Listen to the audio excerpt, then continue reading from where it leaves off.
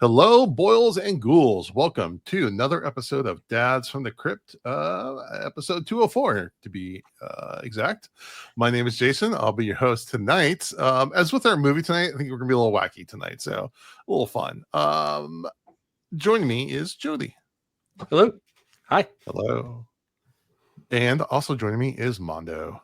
Hello. I would like to say that this is going to be a very serious conversation about a very, very serious movie. Sure. A lot of analysis, deep thoughts, deep like the ocean. Deep like the ocean. Did you guys find this film to be Kafkaesque? I don't know. Is it just me? I don't even know what that means, to be honest. I'm not that smart, but I saw it in a New Yorker comic at one point. And yeah, just stuck in my brain.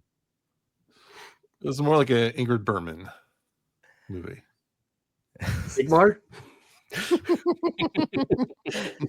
This holds up right there with the what is it? The Seventh Seal. Yeah, exactly. That masterpiece. Yes. All right. Before we dive too deep into the list, I do have some fun announcements. Number one, to go along with our Japanese theme, because this is a Japanese movie, I recently did a podcast with Collateral Cinema on Fudo, The Next Generation, which is a early Takashi Miike movie. Cool. I haven't seen that. Very interesting. It's a Yakuza crime movie, but it goes in some very weird places, including a darts shooting out of a woman's genitalia. Sounds like so. Among the many assassins, most of them are children. There is a high schooler who has that talent, and she uses it quite often. So the opposite of Blood-Sucking Freaks, where you throw darts at a woman. Yes, this is the woman. The reverse. So, yeah, instead of throwing darts at a woman's genitalia, this is the woman that's shooting darts out of her genitalia. Okay, gotcha. There you go. This is her revenge. Keep those two separate. Yeah, it's a spiritual successor, maybe. Yeah, there you go. And to keep on with the Takashi Miike theme, we are kind of relaunching our Patreon with some new mini reviews, more like reviews between 20 to 30 minutes. Some of them, it's just kind of random movies that we just happened to see recently or just really like want to talk about that we just don't have a chance to do on the main show. My friend Michael Weisenberg, a college friend of mine, actually, me and him recorded a bunch of them. One of them is going to be Ichi the Killer. Nice. My friend's a big Asian horror cinema person, and he actually introduced me to that movie, and I haven't watched it since. So I told him I would watch it again so we can talk about it. And then so that's going to be coming up in a week or two. The first one that's coming out, though, that'll be out by the time this episode comes out. This will be on our Patreon feed, is Weapons with our friend Dr. Natalie. We have a fun discussion about that movie. So again, that's on our Patreon at the $3 or $5 level. And I did create an RSS feed. So once you sign up, you'll get a link. Or if you already are a Patreon member, there's a little podcast icon you can press and you get that RSS feed link. You can just throw that in whatever podcast player you have, and that'll feed right in. And I'm also going to be posting the YouTube videos of those unlisted if you want to watch them as well. So that's some exciting news for our Patreon.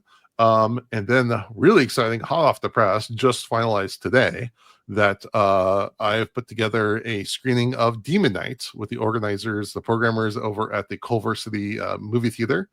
That'll be happening September 28th in the evening. We don't have the time yet, but I can confirm, at least as of now, that Ernest Dickerson will be in attendance for a Q&A after the movie.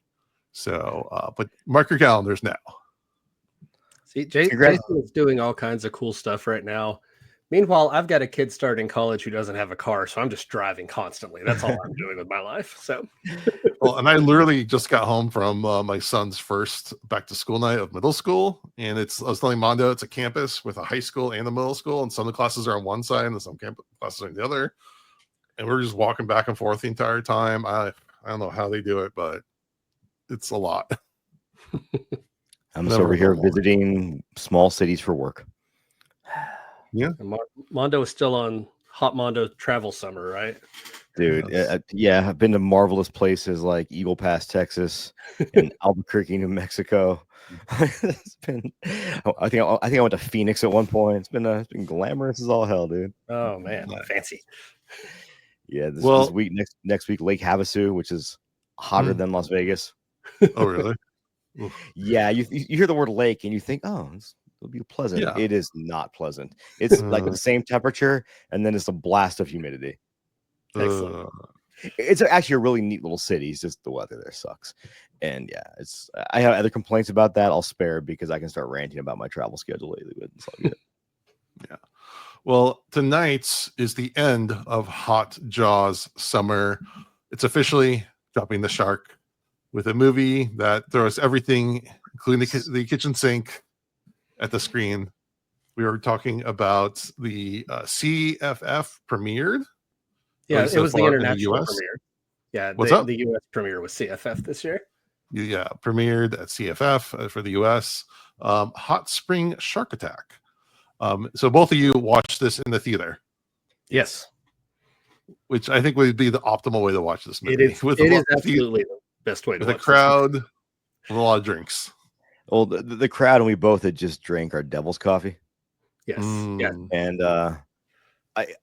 I remember most of this from the theater. I also remember crying because our friend Allison from the Who's There podcast was like, "Are you crying?" And I realized I had tears streaming down my face. I was laughing so hard at this movie. I thought you were just moved by it so much, like it just affected you. Yeah, I want to know what part you're crying about. Police chief. That's the police chief. Oh man, delightful. All right, we're gonna spoil the hell out of this movie. There's really nothing to spoil. But I would still recommend, if you haven't seen a trailer for this or heard of this movie and you like off the wall stuff, but before you listen to anything about it, go in blind. Just go blind and watch this. I went blind. You everything you need. I went in so blind when the Japanese titles started coming up. I'm like, am I watching the right movie? I didn't realize it was a foreign film. There you go. I thought it was like some spring break, college movie. Yeah. You're watching it, looking left and right, like, is this am I being pranked here? Yeah. I literally looked to see if there are any other Hot Spring Shark movies. There's only one. There can only be one. Yeah. All right, Jody. Tell me what happens in this movie, please. So much happens. Everything happens. It all happens. All in 70 minutes too, which is amazing. This is a very short movie, but it crams a whole lot of activity into that 70 minutes. So this, and I can't even go plot point by plot point with this movie because it's just not that kind of movie.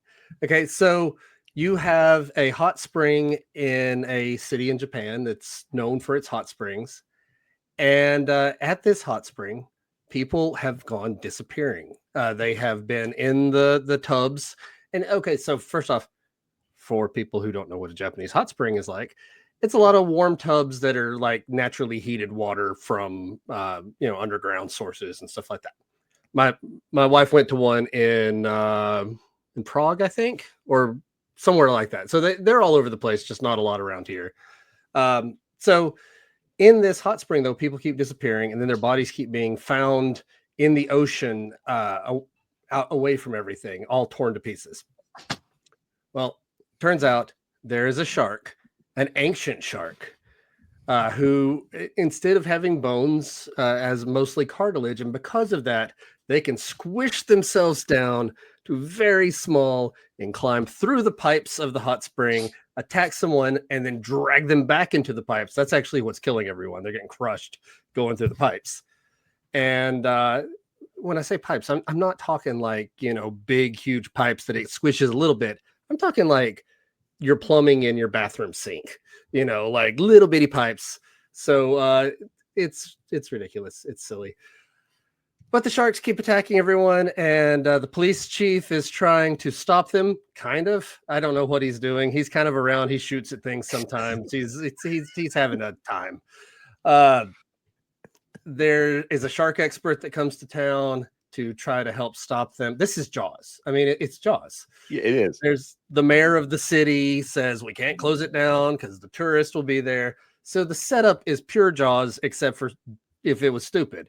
And then it takes a turn where they can't get rid of them. These sharks have not only gotten into the pipes and started killing people, they can produce methane gas, which explodes. They can launch EMPs from their noses to prevent electronics from working or submarines from working. They can swim just like through land, like through like city streets. Well, they create their own hot spring. That's their power. They do. They make little pools appear, and they can. One of my favorite scenes. There's these two kids, like influencers. They're like, "Oh, look, there's a little hot spring here in this playground, and let's go down the slide together." And then one of the policemen says, "No, that's a trap set by the shark." And they go down the slide directly into a shark's mouth, and then the pool disappears. The sharks are everywhere. They're unstoppable. What are you going to do? You're going to call in the U.S. military to come blow the entire place up because that's what we do. And so they call it and they say, you know, the U.S. military is on their way. They're going to just destroy the entire area, blow up everything. That's the only way to defeat these sharks. But the mayor, the shark expert, and the guardian of the onsen, a guy who we only know as Macho through the entire movie, a muscular dude who, as they're preparing to fight the sharks, he is working out and eating because that's what he needs to do to prepare. He needs to reserve that energy. They make a submersible with a giant 3D printer. By the way, the buildings were also 3D printed with this giant 3D printer. This my favorite line of the entire movie. I went back so I could write it down. So they're printing this giant 3D printer submersible, and the mayor says, the exterior seems okay. How about the internal control systems and machinery? 3D printers surely have their limits. And the expert says, don't worry about it. And that's it. That's the end of the scene. My favorite thing about that, though, is that like it's like a 2 foot big like 3D model. Yeah, it's printing. And then the next scene, there's like 3 people sitting in it, like with all the space. Yeah, no, it's very obvious that they are actually 3D printing these things, but like at regular 3D printer size. Mm-hmm. But yeah, that's my favorite line of the whole thing. Don't worry about it. Like that's really the like motto for this entire movie. Don't worry about it. How's this work? Don't ask questions. So anyway, the mayor, the muscle guy, Macho, and the shark expert go down in the submersible. They shoot some sharks.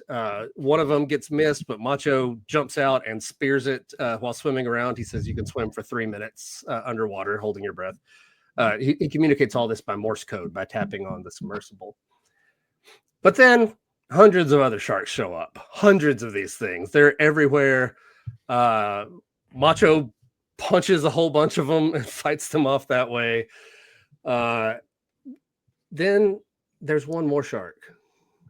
The gigantic king shark who literally has grown a crown instead of a fin on top of its head. Love it. That's how he asserts his dominance with the crown. That's right. He swallows Macho, who then proceeds to rhythmically beat him from the inside, one punch at a time, to stir up his methane. And the shark jumps up out of the water. The mayor shoots it with a gun and explodes the shark all over the town.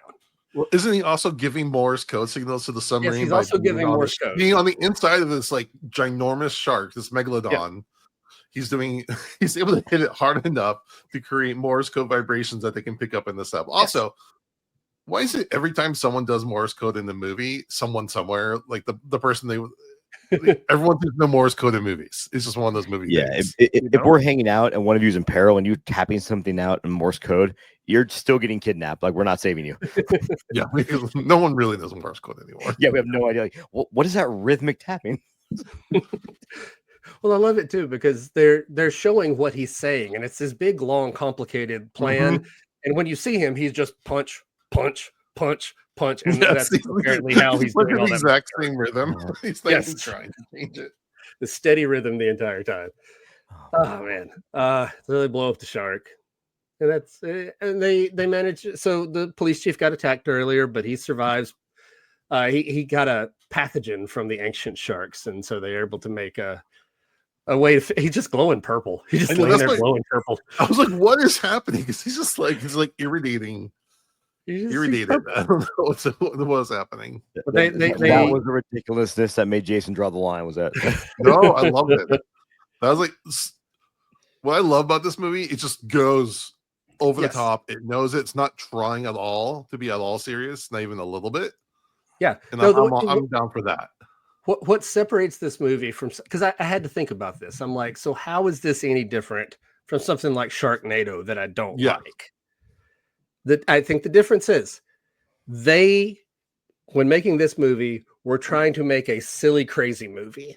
The Sharknado people were trying to make a bad movie. Like that was the goal, was to make it bad. Yeah. This one, they're just trying to go nuts and do whatever they can with the tiniest budget imaginable. And they come up with this insanity, not intentionally bad, just it's bad because that's what they could afford to do. It's silly, it's ridiculous. The difference too is when you watch Sharknado, the humor seems really forced. Yes, they're trying they're a bunch of writers in a writer room that don't have day-to-day normal human conversations. They're trying to make jokes, and this one the humor feels very organic and very just. It's my favorite type. It's kind of deadpan absurdist comedy. Like, I love when they talk, when they say they show that thing that the city's 95% evacuated. So the one guy yells "shark" and it echoes through the whole city because no one's actually around to hear it. Like I think they're just throwing ideas out there and thinking, yeah, this is what we need to do next. That would be ridiculous. This will be funny. Let's go for it. Yeah. Right. Well, let's not forget that whenever the shark pops up, it goes shark.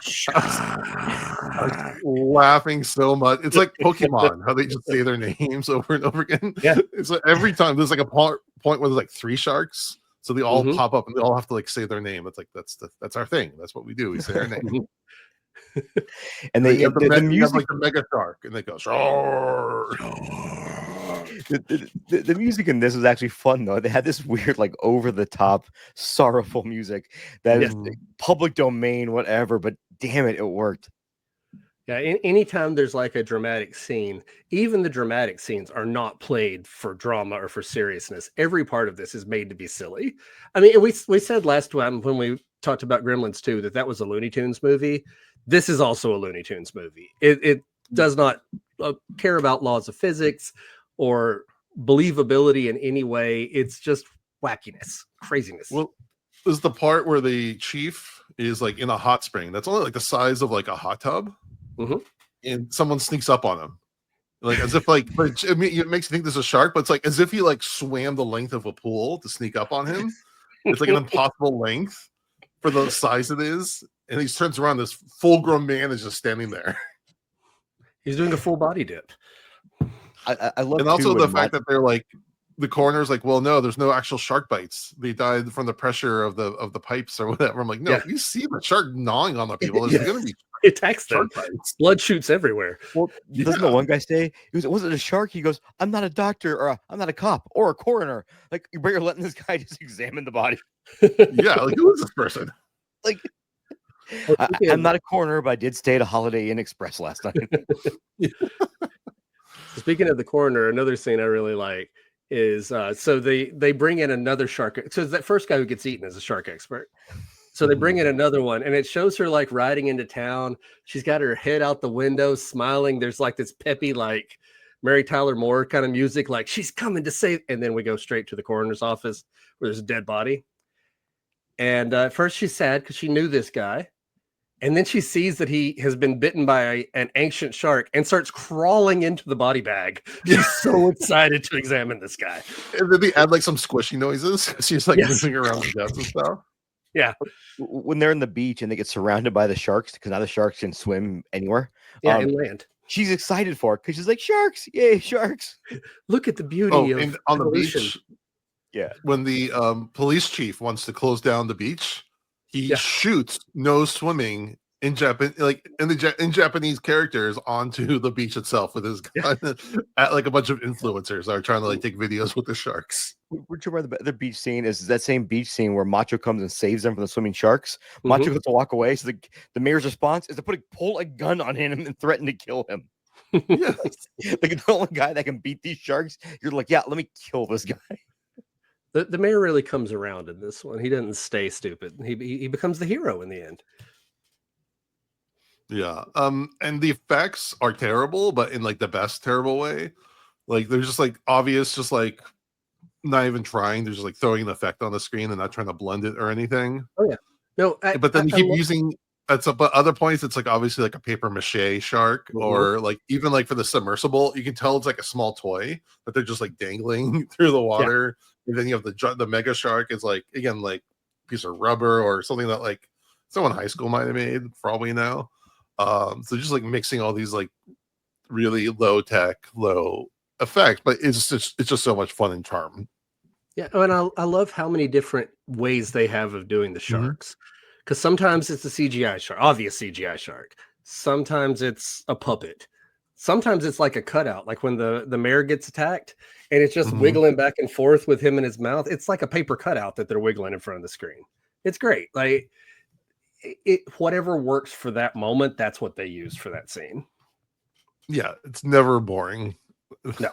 This movie just keeps going, and there's just so much ridiculousness where they like, well, we could shoot the bottom of the 200 million yen hot spring tower that we built, and that will come down and crush the sharks. Like, yeah, but then he was like, you can't do that, then I'll be in debt.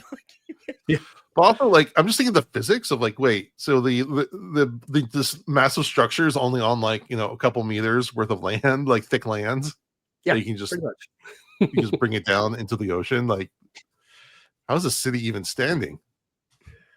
But oh god, I also really love Macho's backstory. As they're in the boat, they say, so who the hell are you, Macho? And Macho says, no idea.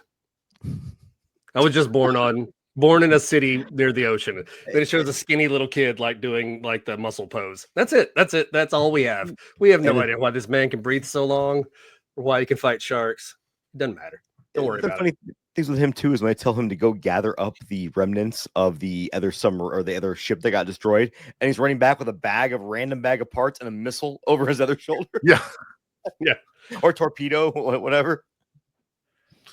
Yeah, I would love to know more about the cast. Like, if we're making an analogy for like Sharknado, like who like there's a lot of like stunt casting is kind of the thing in that movie. I'm wondering, like, is that guy like The Rock of Japan or something like that? Like, he like seems like he's like some big personality or something that you would see there. So there were a couple people who I recognized something they were in, but like one guy was in Shin Godzilla, in some small part, you know. Or what else? One Cut of the Dead. There was somebody from One Cut of the Dead in here. So they've been in some other stuff that you might have seen, but I mean, I feel like a lot of these folks are just like not even actors or not big time actors anyway. Or like were some of those influencers like real life influencers that they're just like being like tongue in cheek about? For all we know. I did read a quote from the director that like he basically made this movie trying to combine Jaws. There's lots of obvious Jaws references. I love like when that one woman slaps the chief or she slaps the mayor, and he's like almost I think it might be the exact same sound effect of when Chief Brody got slapped. Yeah, I like to think it was. So basically, there was a combination of Jaws, Deep Blue Sea, and Shin Godzilla. Just with no money. Yeah, with no money. Absolutely no money. But it works. Oh yeah, it totally. I mean, again, it's consistent all the way through. It's like this was trying to be a serious thing at some points, and then was wacky in others. It would just not work. But because it keeps that same tone consistently, you're just on for the ride. I compared this to Birdemic, if you guys have seen that. But Birdemic was technically horrible. The way the audio would cut in and out, jump channels, et cetera, et cetera. But this is like Birdemic, it was made competently, and they knew they were making they knew they were making a joke film. Because the sad part also about Birdemic is what makes that work is the tone stays the same throughout, because you can tell they were actually trying to make a real film or a serious film. And also, it's only 70 minutes. It knows you can't stretch the joke too far. Even 70 minutes seems a tiny bit long. Like, I'll be honest, like 70 minutes actually seems a little bit long for this one. Well, I mean, to be fair, the first time we watched it, our sense of time was real broken. So we watched this movie for 2 to 3 years. It was like three months long. Was in a tunnel the entire time. It was crazy. And I do like the way that it's kind of as an action movie. It's like, okay, there's the one shark that we're going after. Oh wait, no, it turns out there's 3 sharks. Oh no, wait, there's a whole army of sharks. Oh no, wait, no, there's a mega shark. I like the escalation in that. So like there is some good writing on that point. Well, the movie I like to compare this to, and I think I've said it on here before, is Crabs with an exclamation point. So good. Crabs is another very silly movie. It's not quite as silly as this one. I don't think. I mean, it is, but it isn't. Like, they don't have the same kind of like animation stuff and things going on. But it ends with people in a giant crab suit fighting against like a mecha like kaiju thing. It's that kind of silly. Like, it's going to go nuts the entire time. I love that movie, and I love this movie. So maybe that says something about me. No, why we get along, Jody, is because I watched that movie and I said, "Oh my god, I love this. Who is going to like this?" Jody. Jody's the only person I know. I think other people on like the BGH group have watched that and said it was horrible. And we're both like, and I bought it on Blu-ray. Yeah. Me too. I spent money on this. You're the only two that bought on Blu-ray. Absolutely. I will not have you besmirch Crabs, sir. So I watched that movie. Crabs, so I'm sorry. Not yet. Not yet. Speaking of other people, what did Allison think of this movie? If I would have known she saw it, I would have invited her. She actually liked this movie, which is the biggest shock of her letterbox for me. She said this movie knows what it is, though. She doesn't normally like things that are this kind of goofy and cheesy, but also we did watch it with a festival crowd of people who were having a great night.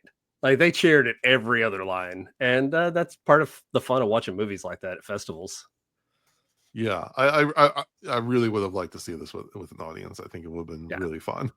They did a very limited theatrical release. I know one theater in town here showed it for one night, and not the independent theater. I think it was a Cinemark that showed it. Yeah, but even then, a festival crowd is still going to be different than your random gathering with of that question, degenerates like us. But I also think too, like it proves how well this movie acts, how good this movie is when you didn't see it at a festival crowd and you enjoyed it. And I said the same thing about Onyx, because the first time I saw Onyx, The Fortuitous, another perfect movie for a festival crowd. Yeah.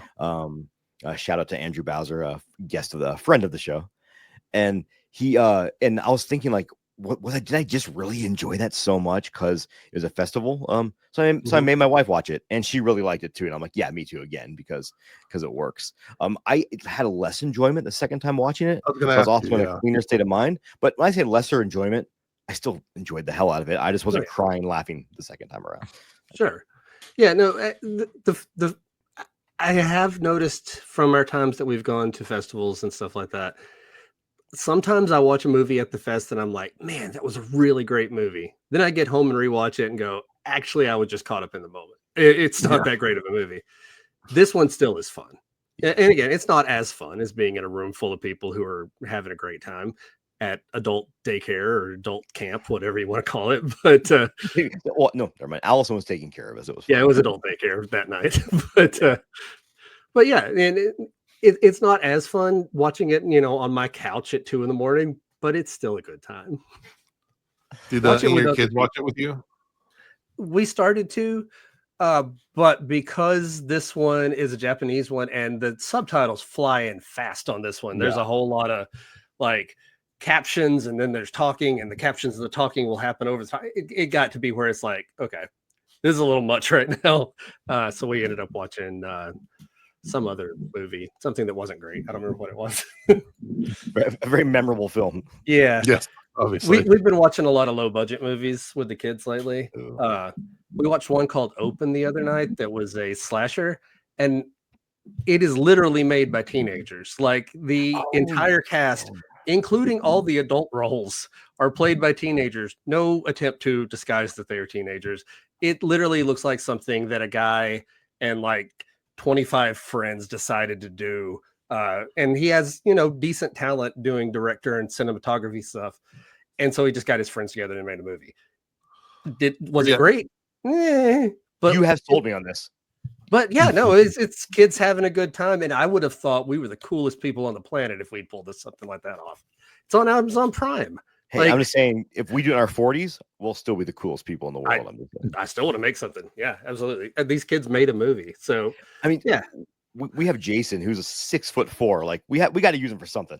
Okay. I'm just saying, dude, you're taller than Kane Hodder. Like that's you can true. be. Oh yeah. Significantly, we've seen the picture. Yeah, you could be a killer movie monster. I'm just saying, like you need makeup and stuff like that. Don't get me wrong. I'm not dissing all. All right. What do we rate this movie? How do we rate this movie? Good question. So you know what? Here's the thing. I generally rate movies based on how I feel at the end of the movie. Mm-hmm. And I think we've set this up. Like if you've listened to this far in, I think you kind of know what you're getting into at this point if you haven't seen this yet. And there's going to be two camps on this movie. People that like us right now, they're just kind of giddy over it, and people that are going to be like, why did I waste 70 minutes of my life watching this? And I think if you're listening to this at this point, you kind of know which camp you fall into. Mm-hmm. So you know what? I can't go 5. God damn it. I want to go 5 so bad.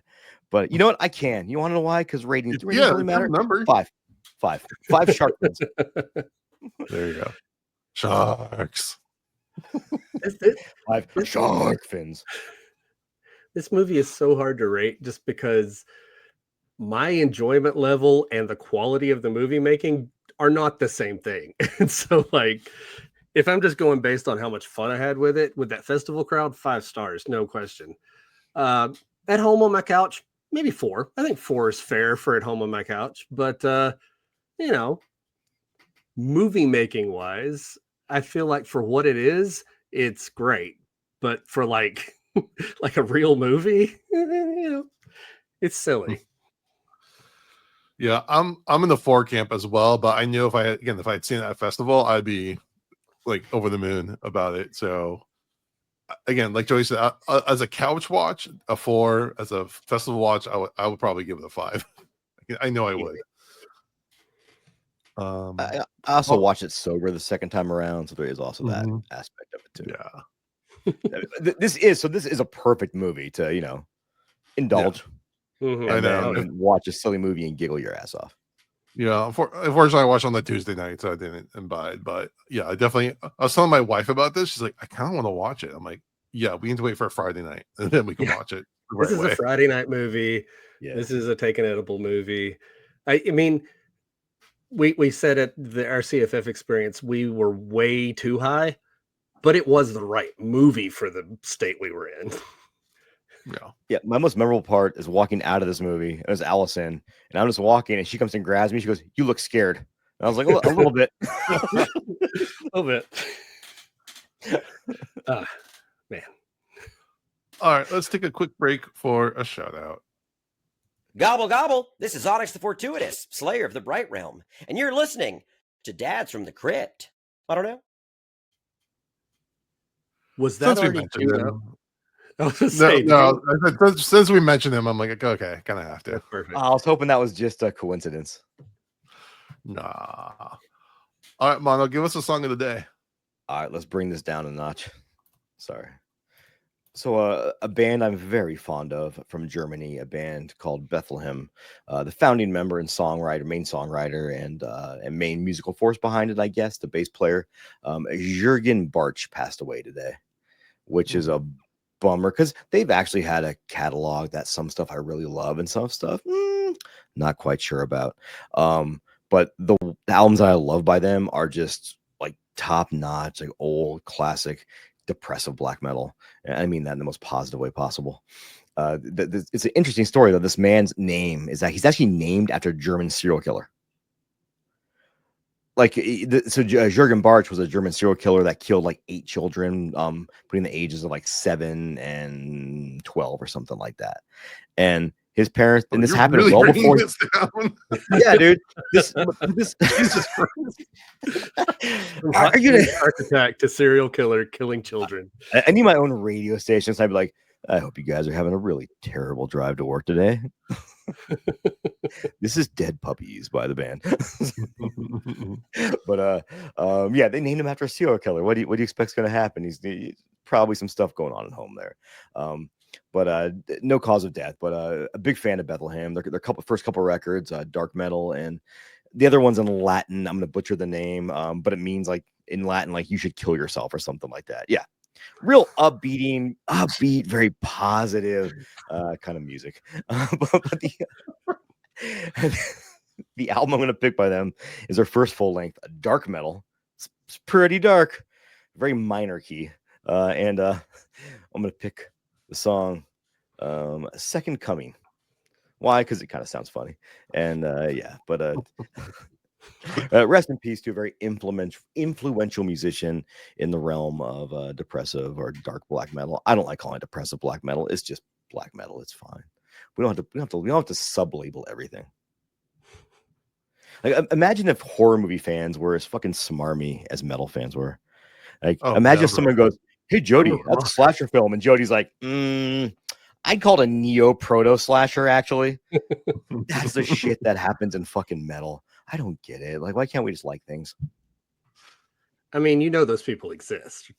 Like the neo-proto slasher people, like they were going to correct you on that. They absolutely are out there. But I feel like there's a crossover crowd. Yeah. Well, hold on a second though. I feel like I come across that way less with horror people though. Sure. Yeah. No, there's less. And again, I'm in these niche fandoms when it comes to, you know, fucking metal fans love to be as smarmy as hell. Like I just said, I love jujitsu. Guess what? Breeding ground for the alt-right. Fucking Magic the Gathering are full of, and actually Magic the Gathering people are actually really cool. All the people I met that play Magic the Gathering. But I'm in these niche fandoms, or pro wrestling. That's what I want to get at. Pro wrestling has the most toxic fans I've ever seen in my fucking life. Like you're not allowed to like things how you like them. You have to like them. It's the worst thing of all time. Mm-hmm. I hate being a wrestling fan sometimes because I hear people talk about it. I'm like, I hope I never have to talk to you in real life. And then you have horror movie fans, which I don't get much of that from horror movie fans. Like I think it's like the most fun fandom, the safest fandom, if that makes sense. Mm-hmm. It's cool. No. It's my rant for the day. Thank you, Mondo. All right, Jody. Give us some horror news. All right, so I got to decide which tone I want to go with. Do I want to go with the Hotspring Sharkattack tone for news or the serial killer killing children side of things? Let's just go somewhere in the middle. So let's talk releases. In theaters right now, you can go see Hell House LLC Lineage. We don't have any sponsors. From what I'm hearing, you don't want to go see that in theaters, but you know, whatever. I was gonna say, one of the weirdest things is that like their publicist group made a post admitting to telling people to leave good reviews, but defending it and like calling everybody else assholes. Like it somehow it started off with an apology and somehow turned into the most like bitter attack on me who did I didn't even leave a review and I felt attacked. You felt it. I haven't even seen the movie and I will watch it. But you know, it's there to watch if you choose to spend your money that way. Also, that's like one of the most negative things Jody's ever said about a movie on here. I know. Just after talking about how non-toxic horror fans are. Yeah. Hey, I mean, if somebody loves that movie, I'm not going to fault them. I just haven't heard anyone who loved it yet. I have heard a lot of bad news about that one. But the buzz has not been kind. No. Yeah, but Jody, the tone is I'm not mad. I'm disappointed. Sure. Let's go with that. Like you can go with your friend's house if you want.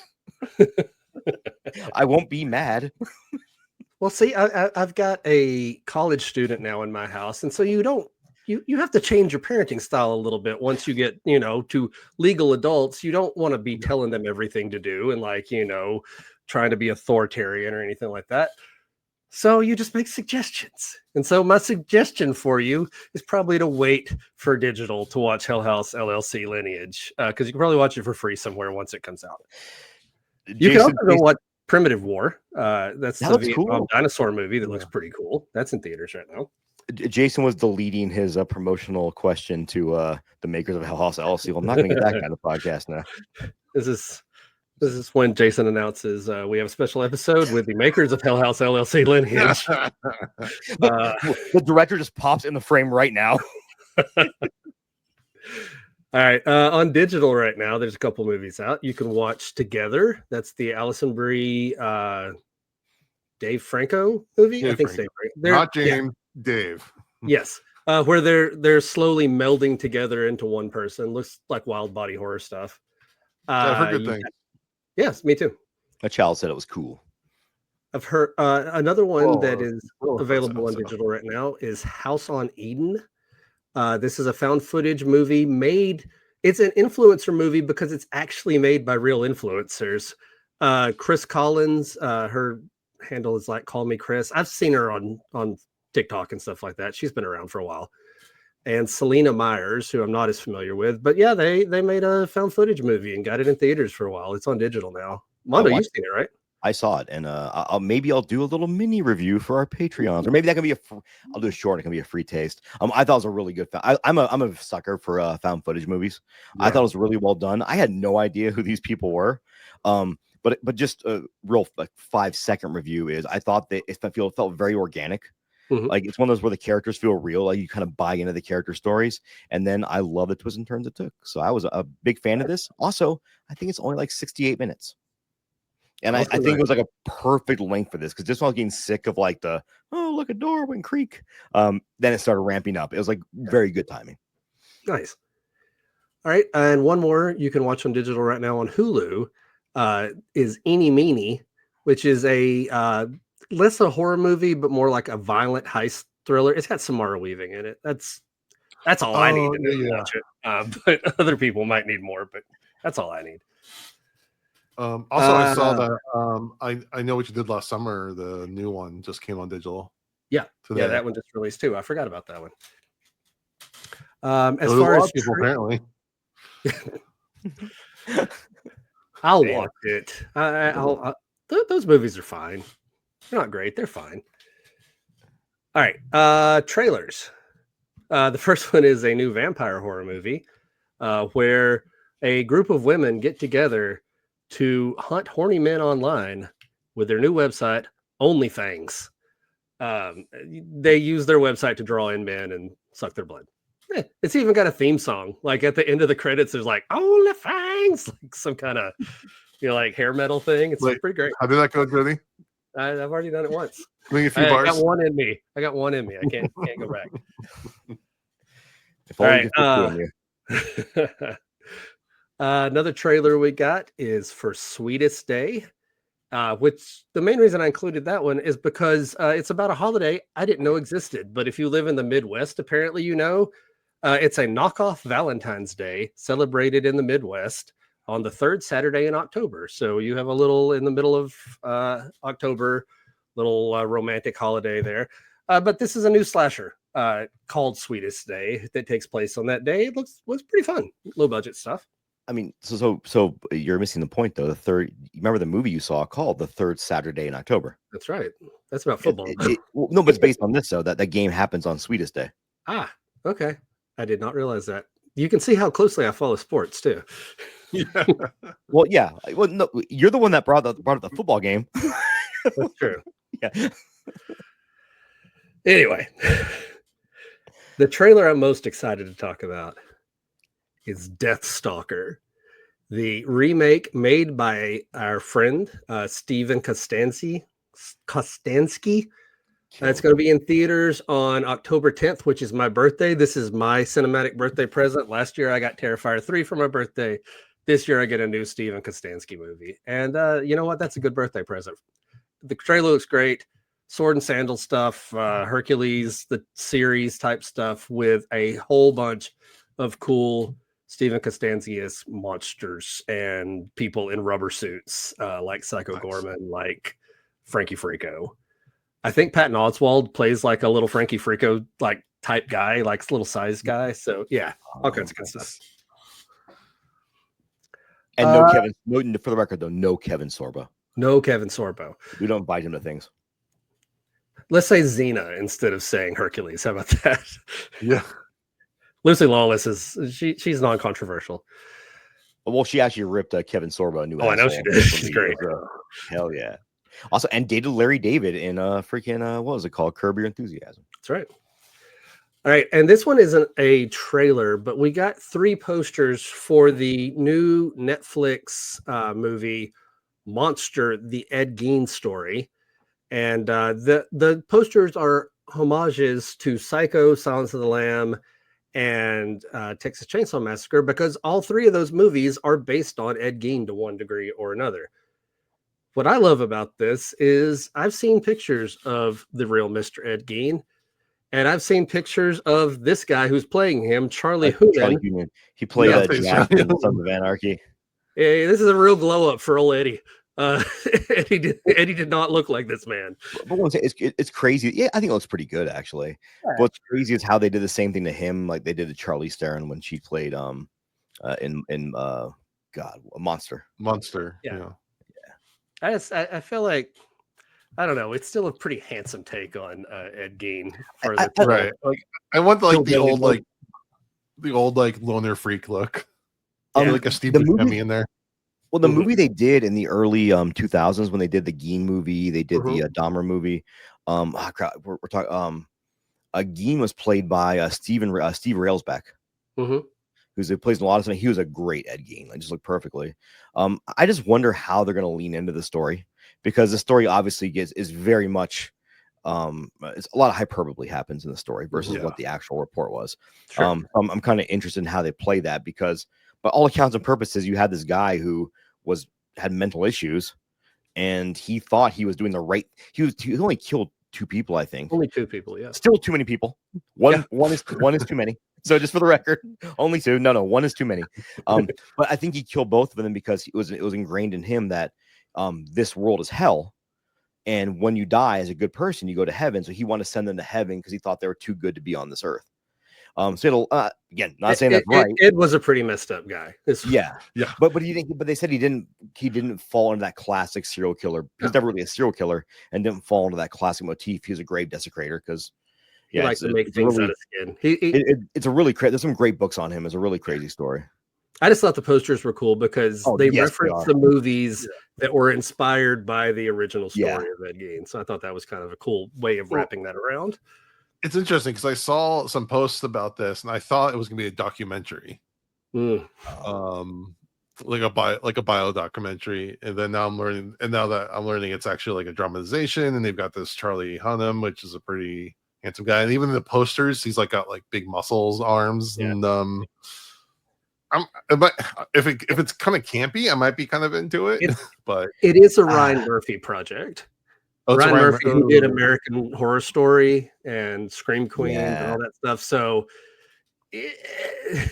I don't foresee it as being campy, because I think people are going to want the same style they did for the Dahmer film or the Dahmer documentary, whatever docuseries, whatever. You know what I mean? But I think they're going to want that same kind of feel. I think so. I don't know. I'll watch it at some point. I'm curious, but we'll see. Have you guys been watching Twisted Metal? I haven't yet. I need to. No. Season 1 was great. Season 2 has been great so far. Just throwing that out there. Right. Couple more quick news things. First, news that makes my 10-year-old extremely happy. K-pop Demon Hunters is now the most popular Netflix movie of all time, with more views than any other Netflix original. They're already planning a sequel. Apparently, it's a lot of fun. I haven't watched it yet, but my kids have all watched it at different times. And my daughter liked it a lot. Yeah. We're getting a new version of The Hand That Rocks the Cradle. Back in 92, Rebecca De Mornay was in it. This version has Micah Monroe from It Follows, Okay. and Mary Elizabeth Winstead, who another one of those I'll watch anything she's in. So yeah, new I'm into version of that. that story. It should be entertaining with those actors. And then the coolest piece of news: the Toxic Avenger coming out very soon, August 29th. They are. This was on Bloody Disgusting because they're one of the people who are one of the sponsors for this. But they had extra money left over in their budget, in their advertising budget. And so instead of just doing another advertising stunt or whatever, they are going to partner with Undo Medical Debt to get rid of $5 million of medical debt, like at a minimum. And for every $1 million that the Toxic Avenger makes at the box office, they will donate another $1 million to erasing some people's medical debt. That's awesome. Because it's a plot point in the movie. Apparently, medical debt is a big part of how the Toxic Avenger becomes the Toxic Avenger. So they're going to try to help some people out. So just horror fans, pretty cool people a lot of times. And that's another one of those times. We're going back and forth on horror people. Maybe they're terrible. Maybe they're awesome. I think they're pretty good most of the time.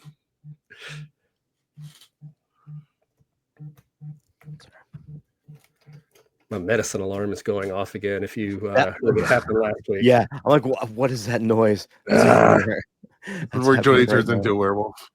I did it again, and I turned my camera off again. He turns into a shark. Yeah, I would do that too if I was turning into a werewolf. Okay, this is Jody, you have the chance to do the funniest thing ever. Don't let us down.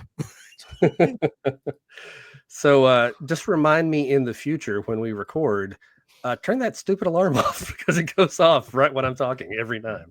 Jody's a big plus sign right now. Yeah, I'll be back in a moment. I'm trying to figure out what I did. Right. While Jody's doing that, I pulled up some hot spring facts for our dad advice. Now, hot springs are a combination of heat and mineral content in water, obviously, that provides therapeutic benefits for skin, circulation, pain relief, and mental wellness.